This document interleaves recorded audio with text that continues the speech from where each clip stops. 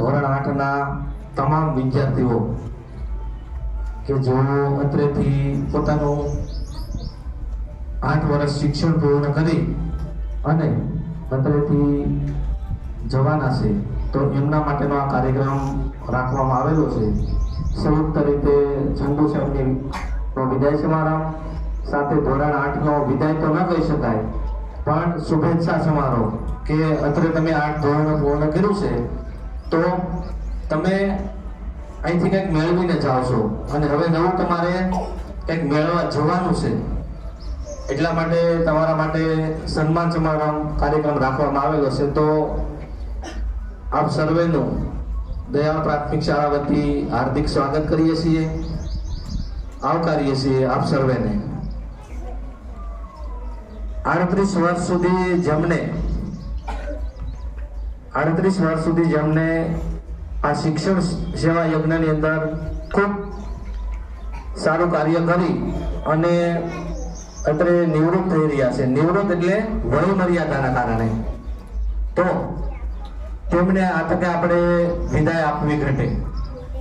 આપણને આપણી શાળાને તેમની ખોટ તો અવશ્ય પડવાની છે, પરંતુ નિયમાનુસાર આપણે છે એ ફોર્માલિટી પૂરતી આપણે વિદાય આપવી પડતી હોય છે. બાકી વ્યક્તિ છે ક્યારે વિદાય લેતી નથી. એ માત્ર પોતાનું કાર્ય પૂર્ણ કરે. ઉંમરના કારણે સરકારશ્રીના નિયમ પ્રમાણે 58 વર્ષ પૂર્ણ કરે કોઈ પણ વ્યક્તિ, એટલે એમણે છે કોઈ પણ સરકારી કર્મચારી હોય એમને પોતાનું પદ છે છોડવું પડતું હોય છે. તો અત્યારે આપણે એમના માટે ખાસ વિશેષ કાર્યક્રમ રાખેલો છે. તો આપણે શાળા પરિવાર વતી તેમને ખૂબ ખૂબ શુભેચ્છાઓ આપીએ કે તેઓ પોતાના જીવનમાં છે ઉત્તરોત્તર પ્રગતિ કરે, એમનું આરોગ્ય છે કાયમ માટે સારું રહે, તેમના પરિવારની અંદર કાયમ માટે સુખ સમૃદ્ધિ જળવાઈ રહે તેવી આપણે મા સરસ્વતીને આ તકે પ્રાર્થના કરવાની છે. તો સૌપ્રથમ આપણે કાર્યક્રમની શરૂઆત પ્રાર્થનાથી કરશું. તમામ બાળકો છે એ હાથ જોડી અને આંખો બંધ રાખશું. માયક સાથે પ્રાર્થના બોલવાની છે. તમામ બાળકોના હાથ જોડેલા, આંખો બંધ, પ્રાર્થના